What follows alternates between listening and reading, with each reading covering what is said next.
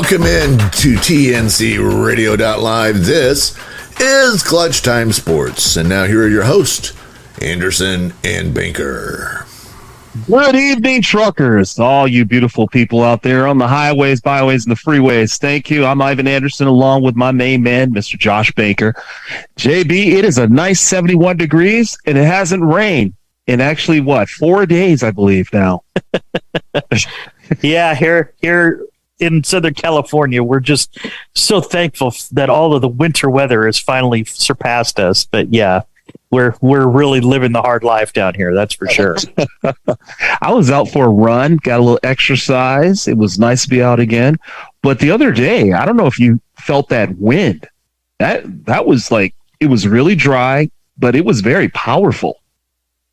Yeah, it was 40, 50 mile an hour gusts down here. I'm sure the truckers that had to go up the Cajon Pass and some of these other up the 15 and out the 10 and all that, going to have a bunch of stories to tell from, the high profile vehicles trying to get through there. But yeah, it's been somewhat interesting these last 3 or 4 quote unquote winter months here in Southern California, as we're going to get probably to 80, it sounds like, for Easter Sunday. So, the Lord works in mysterious ways. I knew you were going to say that. Well, besides us talking about Easter and Good Friday that's coming up, which I look forward to, try to dedicate myself this week to just thinking about those things and things that are important to us and our beliefs, which is very important. But I might as well jump right into college basketball. We weren't on last week as Mr. Kelly was out on the road doing some great things and some great charities. We should talk about that sometime. But I don't know about you, but I had probably 7 brackets out there. And I had one bracket that was left with Texas in the championship game. And I don't know what happened, but reality struck, madness struck, and I think most people were pretty much done by the, Sweet 16 to the Elite Eight. I think it was over. Oh, there was, and it wasn't just with regards to brackets either. I don't know if you saw this, but the championship game on Monday night was, I think, the second lowest rated championship final ever for the NCAA, which is sad because it just, you want to see all the upsets until you get to the Final Four. I mean, that's kind of what it feels like to me. It's like, yeah, I'd love to see the 16 beat the 1, but when we get to the championship game, we want to see Duke, North Carolina. We want to see Texas and Kansas, or those big blue bloods. And what I found interesting, and a question that I heard quite often on Tuesday, was UConn, who really put a hurting on everybody this entire tournament. Won every game by double digits, beat San Diego State by 17 on Monday night. Why aren't we talking about them as one of those blue blood schools?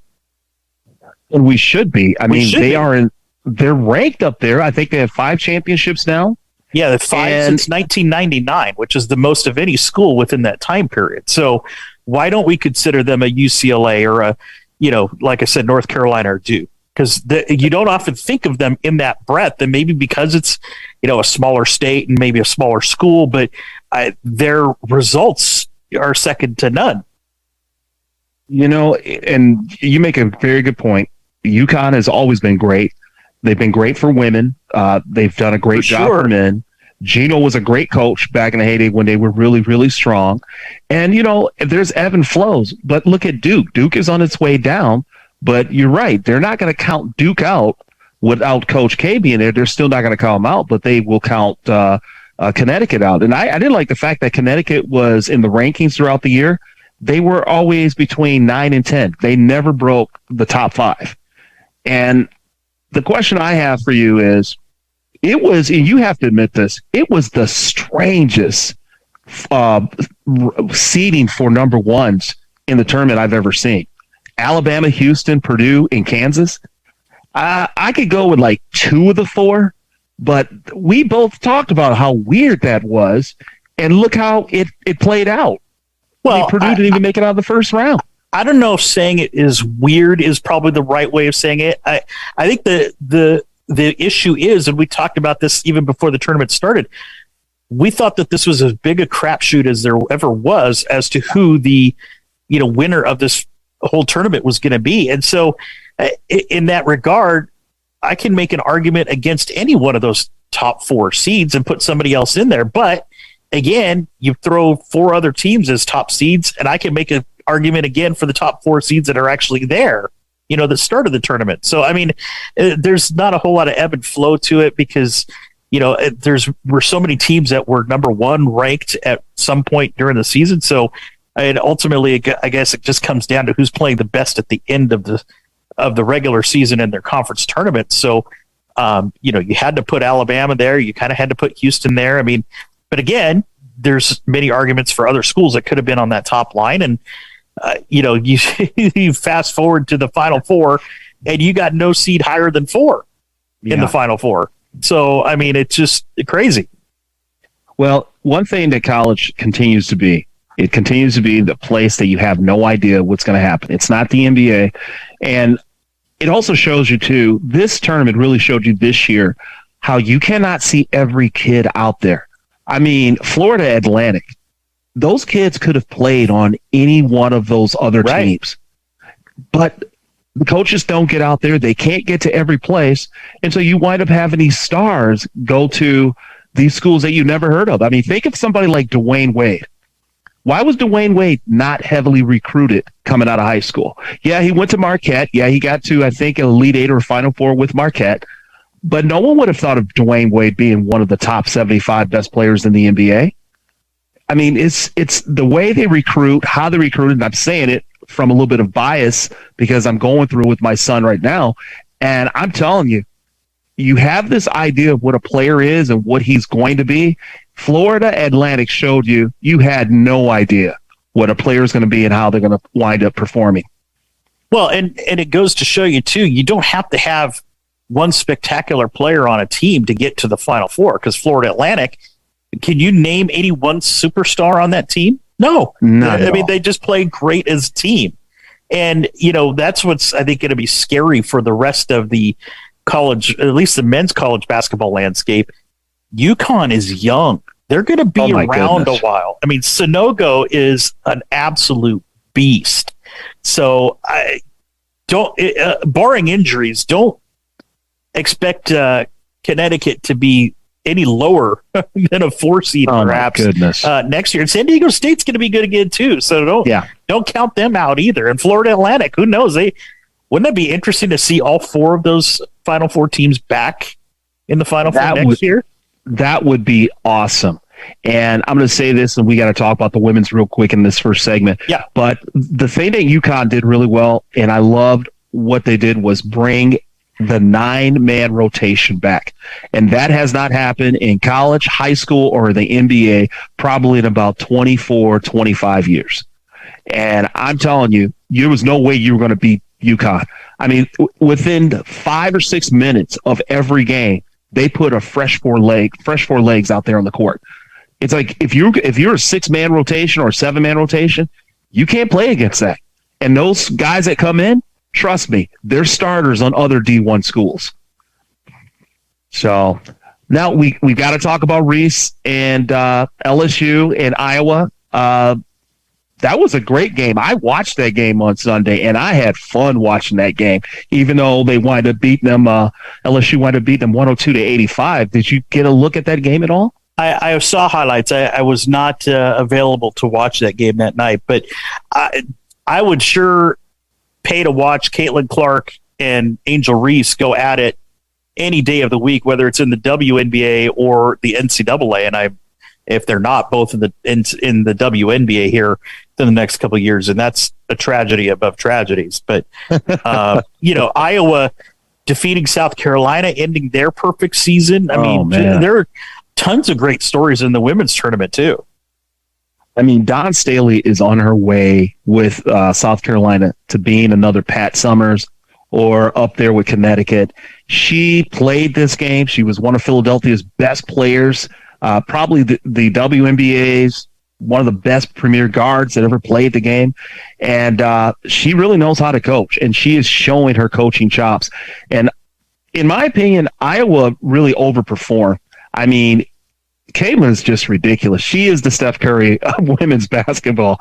I mean, just cover her at the half court line, because the girl walks about 2 steps past half court and she's launching, and they're nothing but net. Yeah, I mean, all I could do was watch the game, and every time the ball went up from her, I was like, "Oh, that's good. Oh, that's nice.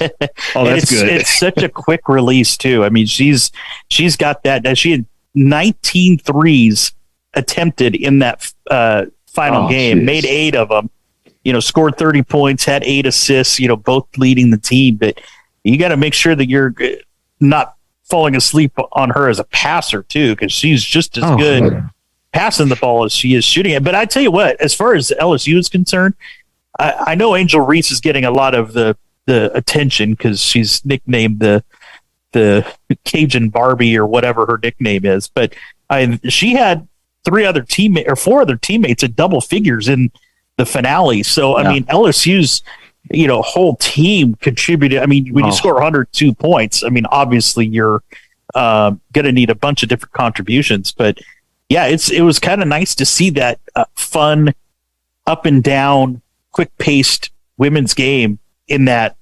Sunday finale. Yeah, they were so talented, JB. And I think the biggest problem that Iowa had is they had to pack it in because LSU was so long, a lot of height there, and then a lot of quickness. So a lot of those 3-pointers that you saw, LSU normally averages only 5 3-pointers a game. They doubled that. And the thing is, they had to pack it in because Reese and the other center was just too strong inside. I mean, she dominated. She got a 34th double-double. I mean, you couldn't stop her inside the paint or in the mid-range. She was just unbelievable. But it was just exciting to watch those 2 girls go at it, 2 athletes.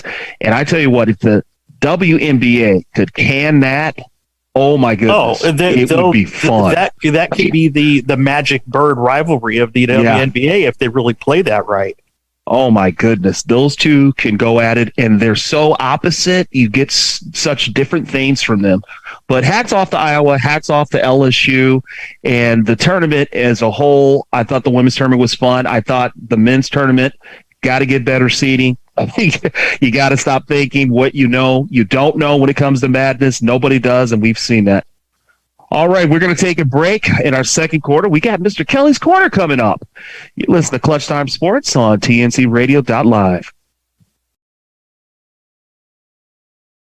At Hot Shot Secret, we share the science behind common diesel problems. For example, stiction. Found throughout the oil system, stiction is the sticky friction that negatively impacts your engine's ability to function at an optimal level. The molecular structure of oil is a hydrocarbon. The engine's extreme heat, tight tolerances, and high pressure cause the oil to break down and release hydrogen, leaving behind varnish, a carbon-based deposit. The varnish clings to the engine's moving parts, creating drag on the turbocharger, oil pump, and pistons. Symptoms of stiction include a rough idle and the loss of fuel economy and performance. Hot Shot Secret Stiction Eliminator delivers a 98% clean rating in third-party scrub tests. Its synthetic cleaner plus nano lubricant contains no harmful solvents and is formulated to be left in the engine to safely dissolve stiction for thousands of miles. It works as you drive. Stiction Eliminator is available at truck stops, Tractor Supply, O'Reilly's Auto Parts, and online at HotShotSecret.com. Hot Shot Secret, powered by science. Mallard Buildings always gives back to the community.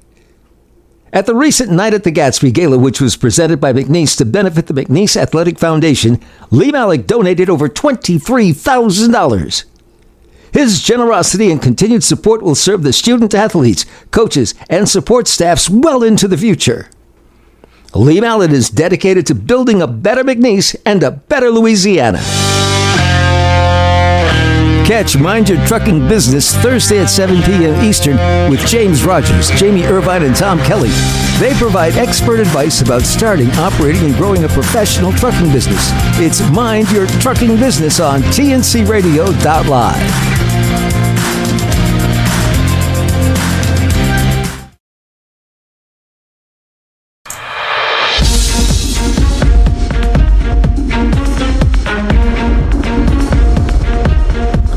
Alrighty, welcome back into Clutch Time Sports, and it's time now for Kelly's Corner, where I speak with the guys and get their opinion on some of the things happening in the world of sports and beyond. So, first question first, I will start off with Josh. I'm nervous. Yeah, well, no, I don't think so. We're just about to complete our first week of the Major League Baseball season. What is, in your opinion, the worst overreaction that you're seeing out there in baseball? Oh, well, that's easy. That the Tampa Bay Rays are going to go 162-0 at this point. They're 6-0. Great. You should have some spotlights on you, but let's also spotlight the schedule for which they have played so far. 3 games against the Detroit Tigers, who are 2-4, and 3 games against the Washington Nationals, who are 1-5. So that to me is the biggest overreaction as to how good the Rays are. Let's see them play somebody first before we give them the World Series trophy. I thought I know Ivan's laughing because we talked about this off air before we even got onto the show tonight. I thought we were supposed to send the trophy over already. Nope. The Astros were supposed to go ahead and concede for the year and send the trophy over to Tampa Bay, and we'll just pick up again next year. But can I say as well, the second closest one I think as well is the overreaction to Milwaukee's start too. Now, granted, they played well against the Mets in this series that they have just had, and they beat the Cubs. They swept, they beat the Cubs twice. I mean, it just let's everything at this point is an overreaction. Can I just say that? Oh my everything gosh, in the first is a overreaction. Yeah, the teams that are 1-5, that's an overreaction too. That they're that bad. Yeah, the Mets are toast. The Mets are done. It's over. Mets are done. No, for the year. No. Forget it. Seattle's 2-5. They're in last place, behind Oakland. They're horrible. They're not as good as we thought they were. Right. Yeah. Yep. St. Louis is over. Cincinnati probably win their division. So it's all pretty much done. Yeah. Yep. Season's over. So, yeah. Oh, Agreed. Well, I tell you what. I'm going to skip I'm not going to ask you the same question, Mr. Anderson. I want to jump back over to. No, you got to, because I got a better question for you. The NCAA, as was pointed out, was one of the least watched finals of all time. Do you know off the top of your head which one was the most watched final of all time? Absolutely. Larry Bird and Magic Johnson to this day. NCAA. Yep. He won. That championship game was, to this day, the most watched championship game in the history of the tournament. Michigan State versus Indiana, 1979. Yeah. Number 2, Georgetown versus Villanova, 1985. Then Duke versus Michigan, 1992. North Carolina versus Houston, 83. North Carolina versus Michigan, 93. 83, 93. And then Arkansas versus Duke in 94.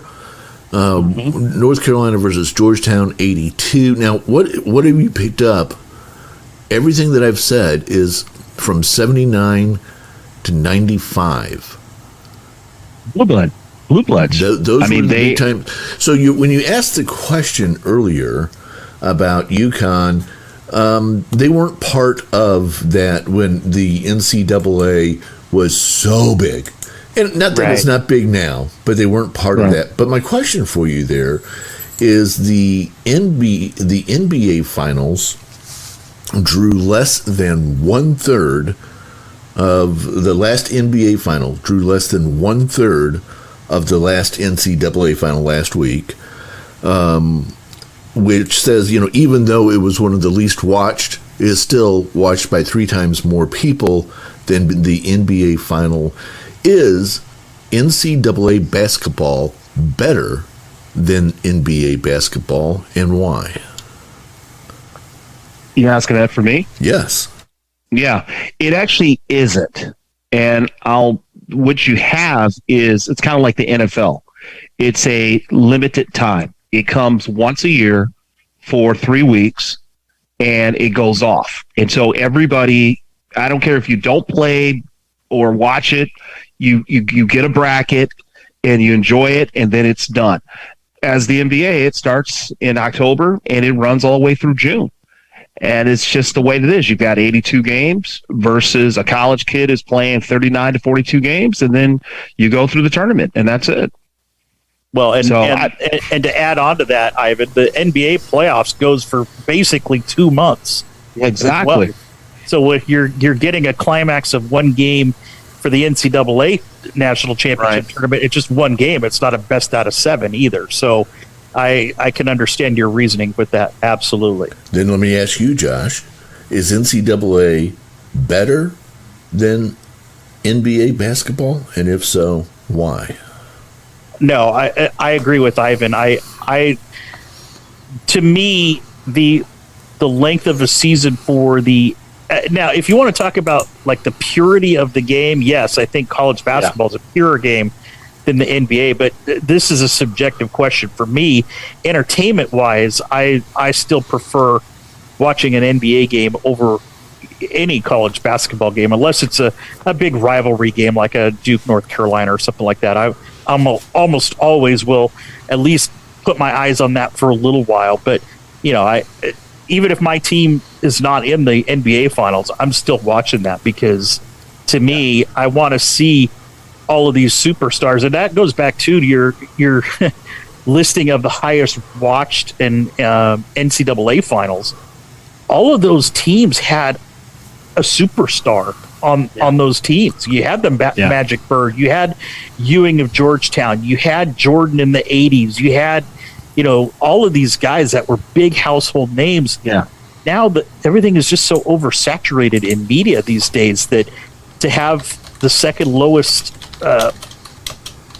watched NCAA championship game doesn't surprise me at all, because let's face it, you've got maybe a couple 100,000 people in the San Diego metropolitan area that want to watch that game. And who else is really that interested in watching the Aztecs? And it's going to get... Go ahead. No, I was just going to say, and it's going to get worse. I mean, we still don't know how it's going to shake out when we have the Super Leagues, SEC and Big Ten, do their thing starting next year. So I think the rating for the tournament is going to be worse than what it is now. And can I just say, too, as far as the actual broadcast of the game, I get why they do these big stadiums to host the Final Four, but maybe it's just me, Ivan. It's hard to watch the way that they focus the camera and how they're so side to side, whereas in a normal arena you'd be up a little bit higher, you get a better angle of things. You've got that stupid railroad camera basically that they've got running from side to side that's along the bottom of the floor. It drives me nuts, to be honest. I'm right there with you. I think, and the other thing that drives me nuts along with that is I hate the fact that they put the kids on the raised floor. I think that's one of the most dangerous floors to play on. It's like you're in the back of your mind, you kind of can't go all out because you're thinking, I don't just get to slide off the court and into the audience. I'm falling down. I hate that.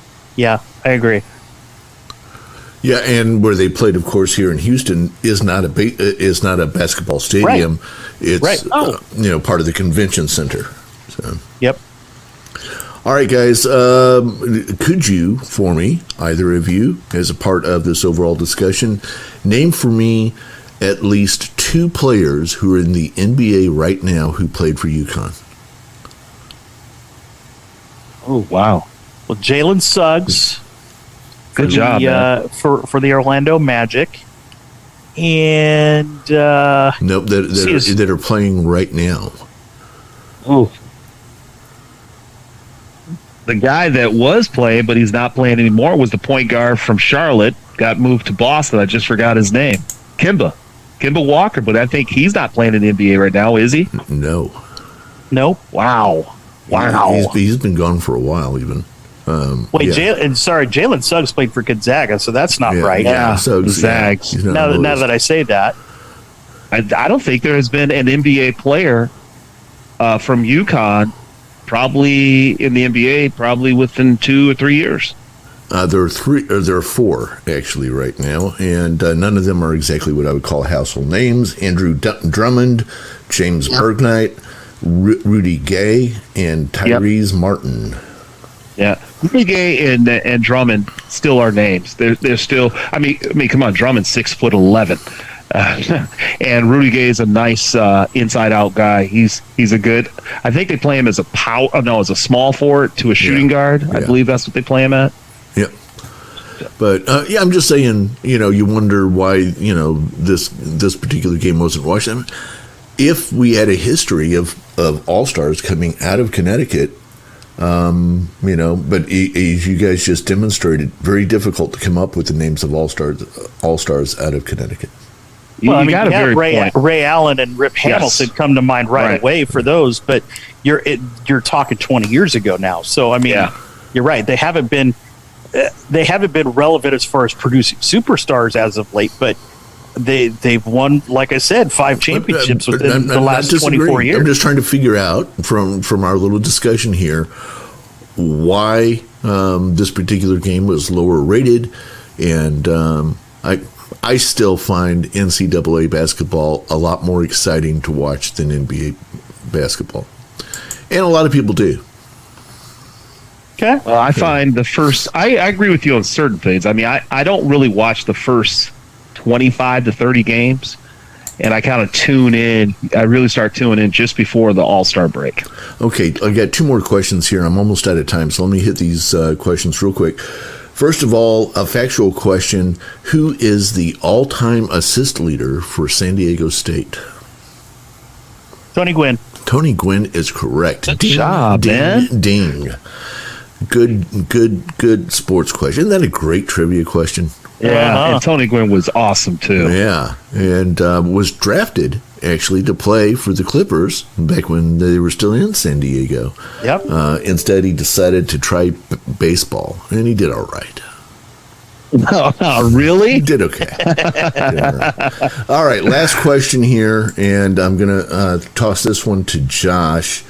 Josh, twice in the last 3 shows, Ivan has referred to you as his sidekick. Batman had Robin. Superman had Jimmy Olsen. Captain America has Bucky. Which sidekick are you exactly? Loki. Loki. to Thor's. Okay, I like that. Yeah. I like that. And you know what? Honestly, I don't even realize I'm saying that because I see us both as equals. So no, I figured Josh was the sidekick here, and I wanted to check that with Josh. Josh, do you believe you're the sidekick, or do you believe you're the superhero? And it's time for the third quarter here on TNC Radio Live at Clutch Time Sports. We'll take a break and be back with Trey Rags right after this. I'm Shelley Johnson with Kathy Tuccaro. You can hear us Tuesdays on TNCRadio.live at 8 p.m. Eastern on Women Road Warriors. And don't miss Steve Summers' Overnight Drive right here on TNCRadio.live, weeknights midnight to 5 a.m. Eastern. Brought to you by Hot Shot Secret. Hi, I'm Dr. Christopher Cortman, and now for the Mental Health Minute.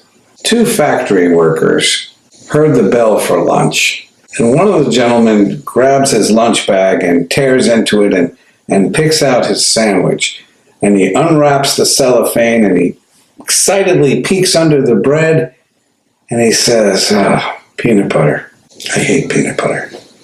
And he pushes his sandwich away, and his buddy looks at him but doesn't say anything. And the next day for lunch, the bell rings, and both guys rush off to their lockers and grab their sandwiches and over to the cafeteria.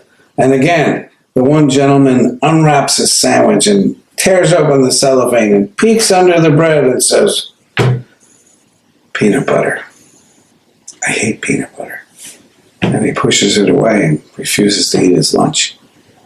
But the third day comes along, and the same exact thing happens. The 2 gentlemen rush off to the cafeteria, and the first guy opens up his sandwich and peeks underneath the bread and says, peanut butter, I hate peanut butter, slams it down this time. And by this time, his buddy looks over at him and says, "Hey man, this is none of my business, but why don't you tell your wife to make you something besides peanut butter for lunch?" And the guy turns to him and says angrily, "Hey man, you leave my wife out of this. I make my own lunch." The point of this joke is that there's a saboteur that lives within us, someone who sabotages what we're trying to accomplish in life. And while I wouldn't necessarily make myself a sandwich that I don't like, I might talk myself out of asking for a raise. Or I might discourage myself from going out for the cheerleader squad. Or I might tell myself it's not worth trying to ask this girl out because she's way out of my league. In fact, we sabotage ourselves mainly for fear. Fear of rejection and fear of failure are the two biggest fears that humans have. So what do? Sometimes we have to turn that saboteur into a friend and say, "Don't trip me up in an effort to protect me, but help me. And if I don't make the cheerleading squad, pick me up and dust me off and tell me that I did the best I could and congratulate the other girls. And you know what? Maybe we work even harder to make next year's squad. Or maybe we decide we're going to go and play the oboe." Regardless, it's no longer necessary to sabotage my growth and my development. Maybe this time I can encourage me and learn from failures and learn from rejection.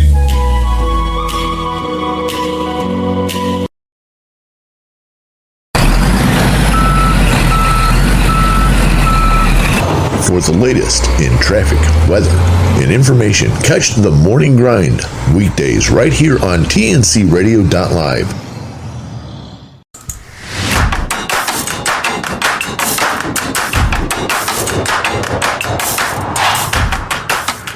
All right, welcome back to Clutch Time Sports.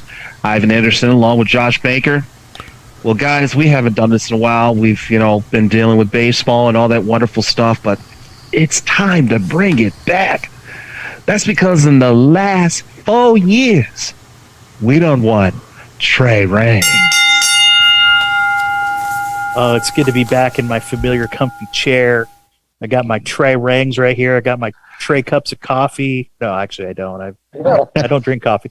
But, we've had the little hiatus of Trey Rings because of the baseball preview that we had. And then, of course, last week while TNC Radio was at the Mid-America Truck Show, there was a bunch of stuff going on there. We weren't on. But in case you're joining us for the first time, Trey Rings, this is 3 sports topic stories that we've seen that make us smile, made us laugh over the last week. And actually, I could have drawn from the last 2 weeks if I really wanted to, but it's actually been kind of an interesting sports day today. So while we've been on hiatus because of the MLB preview, it seems fitting that while we're still here in this first week of the baseball season, that we hear about this story. I don't know if you heard about this today, Ivan, but Hunt Auctions today just announced the private sale of a Babe Ruth bat used circa 1920-21 for a price of $1.85 million, which is a record for a baseball bat. The previous record was 1.68 million, but this one that was privately sold is the only one known to have an example to offer photographic corroboration for it. So there's actually a 1921 photo of Ruth swinging this bat in the Polo Grounds, and if you go on ESPN, which is where I found the story, you can see different marks on the bat that are comparable to the in the photo that are comparable to what's on the bat now. It's actually really interesting. And what's even more remarkable is that Ruth is swinging that bat, and that was even a chore, as most bats today weigh around 32 ounces, but that one clocks in at an unbelievable 44.6 ounces. Wow. And that was 1921 was the year, I think he hit 59 home runs, set all kinds of records. But can you imagine swinging a 44 ounce, almost 45 ounce bat for every at bat that you're taking in 1921? That's just crazy. All right, so that's ring number one. Ring number two, you kind of touched on this a little bit earlier, Ivan. While it is Easter weekend coming up, that also means a return of the Masters in Augusta. Hello, friends. So today, the annual par 3 contest was held. And Ivan, what is everyone's ultimate bucket list moment on a par 3? We go to Eagle. A hole in one. A hole in one, of course. Seamus Power on number 8 did just that. On the downhill 114-yard 8th hole, Power struck the ball several feet past the hole in the green and watched it spin back into the cup for the hole in one. And at that point, there had not been a hole in one on the day. Several moments later, on the 115-yard 9th hole, Power drove it over the water and hit the back left side of the fringe on the green, but there was still enough spin on the ball. And when you know it, he used the slope of the green to perfection and rolled it in for back-to-back hole-in-ones in front of a pretty hysteric crowd.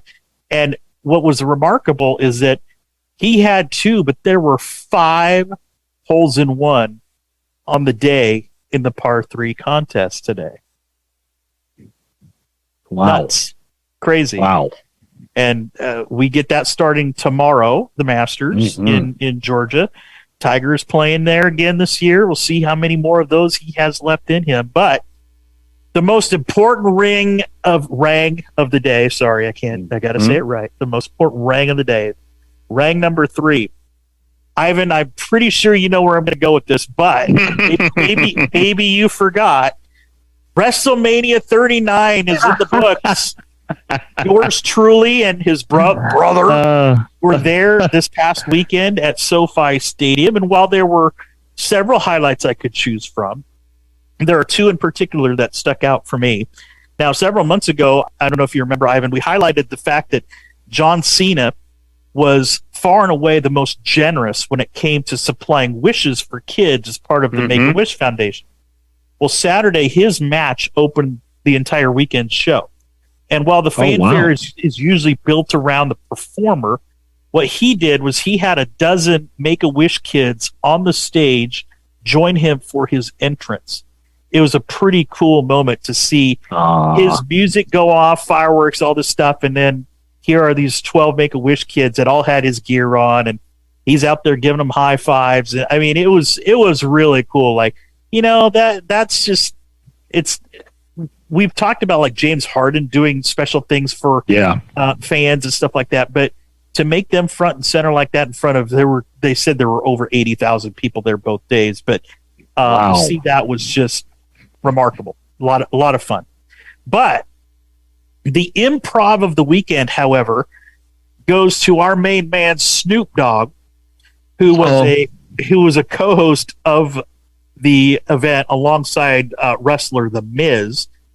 And at one point on day 2, The Miz was in the ring with Snoop and was complaining that he didn't want any more surprises because they all came to put him in an impromptu match. Well, of course, cue the music for Vince McMahon's son, Shane McMahon, to come down and challenge The Miz. And if you want to feel old, Ivan, Shane McMahon is now 53 years old, by the way. Are you serious? 53. He doesn't look it, but yeah. Holy cow. So in one of the opening sequences of that match between Shane and The Miz, Shane did a leapfrog with, he leaping over the top of Miz as he's ducking under his outstretched legs. But as Shane landed, something buckled. And we all thought it was his knee, but instead he tore his quad on the landing. Oh, my gosh. Are you serious? Yeah. I mean, this was literally a minute into the match. So Snoop, improvising the whole way, figured out what happened, grabbed a microphone and said, "Nah, it ain't going to go down like this." And he popped The Miz in the chin. Miz went down like a sack of potatoes, and Snoop flipped his sunglasses into the crowd and then proceeded to give Miz the slowest and most deliberate people's elbow that would make The Rock proud. He did a full-on swan dive, almost swan dive, but like he was probably going as fast as I would go in the ring, and then leaped and landed his right elbow in the chest of The Miz and pinned him for a 1, 2, 3. And the whole crowd just was like, what did just happen? But they erupted, and so that put a pretty fun ending to what was a pretty exciting WrestleMania 39 weekend in SoFi in Los Angeles. So that, ladies and gentlemen, is Trey Rang. So Mr. Anderson, got any comments on any one of those three that you'd like to talk about? Oh, yeah, brother. When John Cena came out there with all those kids, I was like, yeah, Macho Man was happy. No, I'm looking forward to the Masters. I don't really watch a lot of golf, but it's just the nostalgia that Tiger Woods is still in it. He can hit, but his problem is getting around the course. Right. And where they place those holes from Friday through Sunday, and Sunday probably being the most intense hole placement day. I just look forward to it. It's nostalgia of it. It's Tiger Woods. He's already won 5 jackets. It'd be nice to see him get one more and tie the Golden Bear. So I'm excited about that. Babe Ruth, baseball is baseball. And part of me being a historian, I would love to have that bat. Because it's the thing that you enjoy, if you're like me, you enjoy history. You look at it because it's a time that was, and it's something that you could never experience. You can watch old films, and you can listen to people that might have been born at that time that might have got to see the Babe play. But it's just amazing to see some history like that. This is the bat that Babe Ruth held. The bat that Babe Ruth swung. And it'd be really cool if that was the bat that he pointed out to left field for the home run, too. That may have been, yeah. So one of the most expensive pieces of baseball memorabilia sold is a jersey of his that sold for over $5 million. And Tom, I want to bring you in on this here on this baseball discussion real quick. If you had a chance to get to maybe be a part of having some all-time baseball memorabilia, is there any one item or jersey or card or something that you would love to have your hands on? Well, I do have well over 20,000 baseball cards from the years, and quite a bit of very good memorabilia that I keep seriously in a special place that is climate controlled, and everything is locked up nice and tight, that I like to go there and pull it out every so often and take a look at what's there. But if I could have anything, what jumped into my head first when you asked that question, it would be one of two things. A baseball thrown by Bob Gibson, maybe that finished out the World Series in 68 or something like that, or Roberto Clemente's last jersey. Oh, wow, that's a good one. So either one, that's a good one. Yeah, either one I would say would be a prized possession. Those are two good answers. I don't even know if I want to discuss it any further than that. I know. Isn't that the first time I've thought about? Yeah, not the first time I've thought about something like that. What I would like to have. Yeah, well, I gotta say he swung big. Yeah, he got his 44.6 ounce bat right there, ladies and He gentlemen. sure did. Oh, cow! Well, I know, Ivan, you wanted to start talking about some NBA playoffs that are going to be starting up next week as we're ending the regular season. So we'll get to that in the fourth quarter, which is coming right up right here on TNC Radio.live. It was really a productive segment, wasn't it?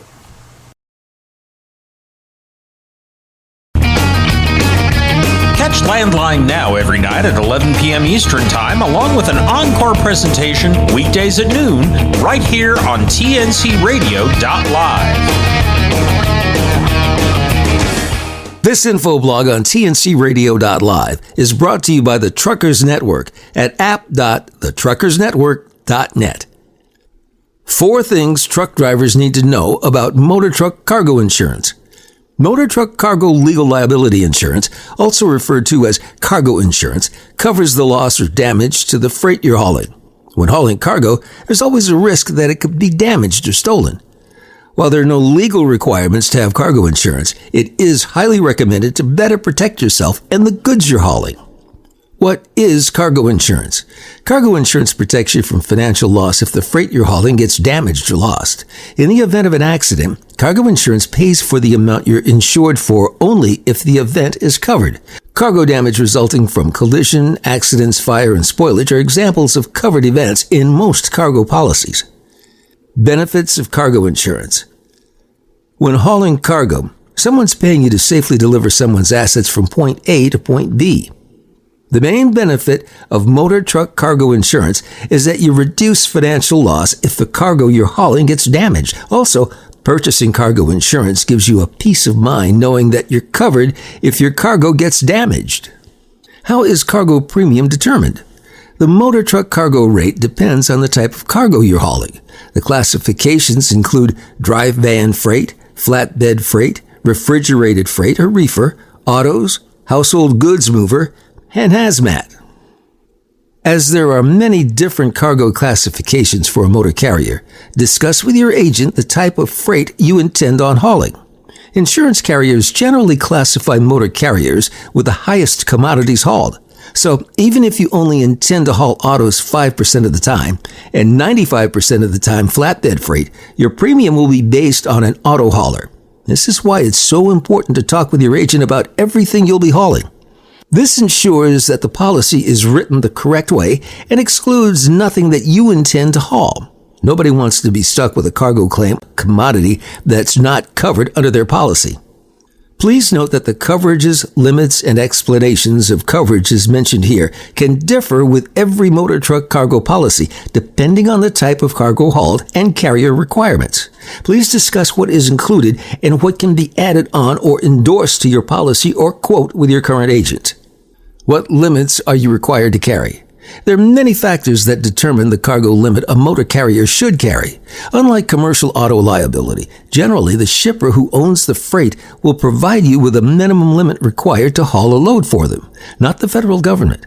The standard limit of cargo insurance for general freight is $100,000, but this limit can differ. For example, if a carrier is an auto hauler, his cargo limit could be anywhere from $150,000 to $1 million depending on the number of autos hauled and the auto's conditions. This info blog was brought to you by the Truckers Network at app.thetruckersnetwork.net. Trucking Moves America Forward, or TMAF, is boosting the image of the industry by telling the story of trucking, and your story can be part of it. Upload a photo. Tell us what you love about trucking, or send us a story about a good deed or charitable act in trucking. Be sure to follow us on social media and contact us through truckingmovesamerica.com. That's truckingmovesamerica.com.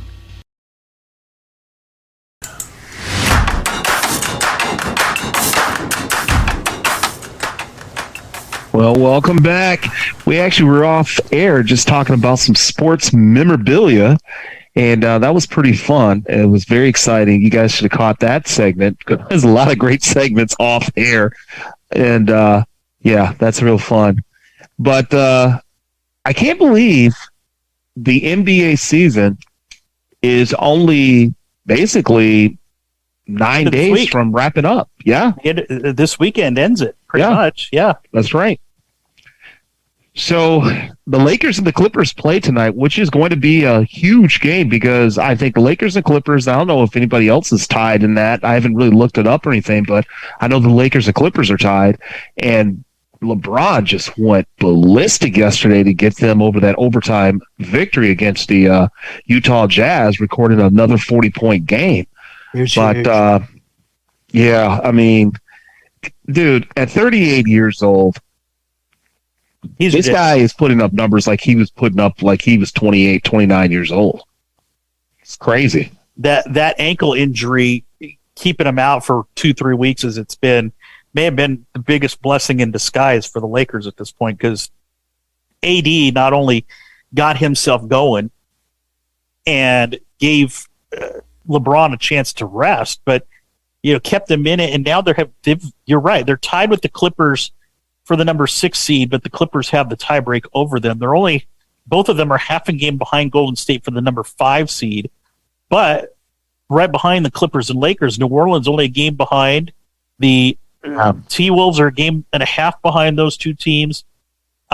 So it's really going to be interesting to see how this last 2-3 games for every team plays out, because aside from even Denver's not necessarily locked into the number 1 seed right now. They've got a 2-game lead over Memphis, who both have 3 games left to play. So what I find interesting is that, you're talking, you hear people talk about maybe tanking to figure out who you want to play in a playoff series. Well, all I know is if I'm any one of those teams, Golden State, the Clippers, Lakers, whoever, I just don't want to be risking it in a play-in tournament because you're going to be playing all these teams. You're going to be probably playing LeBron and AD, or Kawhi and the Clippers, or Karl Anthony Towns, who's come back a house of fire for the Timberwolves, and they've got a lot of weapons. So I find it very interesting to see how this is all going to play out. You're right, that Clippers-Lakers game tonight, it's going to be phenomenal. It's going to be huge. It is so important. It's really important. It's really important because you're not going to move up a lot. It's basically just swapping positions in a way. So, I mean, the Lakers are sitting good. If they stayed at 7, they would play the 10th seed Thunder. And so that would be good for them. I don't think I would want to be 8-9, the Pelicans or the Timberwolves. But about your Warriors, if you don't watch basketball is a very ebb and flow game, and it's a game where you have teams that stay on top for a period of time and then they come down. And when you think about Magic in the 80s, he stayed on top for a decade. You think about Michael Jordan, if he had not taken those 2-year sabbatical, the guy would have stayed on top for a decade. And the Warriors, I have nothing but respect for the Warriors. I respect the team that just lay it out on the line and just done their things. But folks, just to give you a measurement, the Warriors have been on top since the 2014-2015 season. That's almost a solid decade. They're tired. They've got a lot of miles on those body. And it's just, it's just that time. I mean, if they don't do anything this year, they have nothing to be mad or sad about, because to stay up there for as long as you have in the NBA, that's a tough sport to do it in. And yet they're still one of those teams you would absolutely not want to have to face in the playoffs either. No way. Of their playoff acumen and their history for sure. But before we get out of here, we only have a couple minutes left, Ivan. In the East, I'm really curious what you think here, because Joel Embiid is just an absolute monster right now. And if I'm Boston or Milwaukee, I'm a little bit afraid of what Philly can bring if they've got a very engaged James Harden, and because there's really nobody in the Eastern Conference that can guard Joel Embiid when he wants to be at his best. They are, if they can take how they're playing right now, and I know they got a little lackadaisical at the end of yesterday's game, but if they can take how they're playing right now and bottle that up for the postseason, the Sixers will win a ring this year. I mean, I think Harden, for the first time, mentally believes that it can be done. And like I always tell my son, you can have all the talent in the world, but doesn't matter what sport you play, you have to know how to win. You have to know how to close out games. And it doesn't matter if it's tennis, baseball, football, or basketball. It doesn't matter what it is. Yep, and the playoffs are going to be starting here next week with the play-in games, and it'll be really interesting to see how things shake out by this time next week. Ivan, another good show, my friend. I think we've been refreshed after our 1 week layoff, and it's been fun getting back on with you again. All right, you know it. Let's do this again next week. Same time, same bat station. Yeah, check us out on Twitter and Instagram as well, at ClutchTimeTNC. Thanks again as well to our main man, Mr. Tom Kelly, for all that he does. We will see you all next week. Same bat time, same bat channel. Good night, everyone. Good night.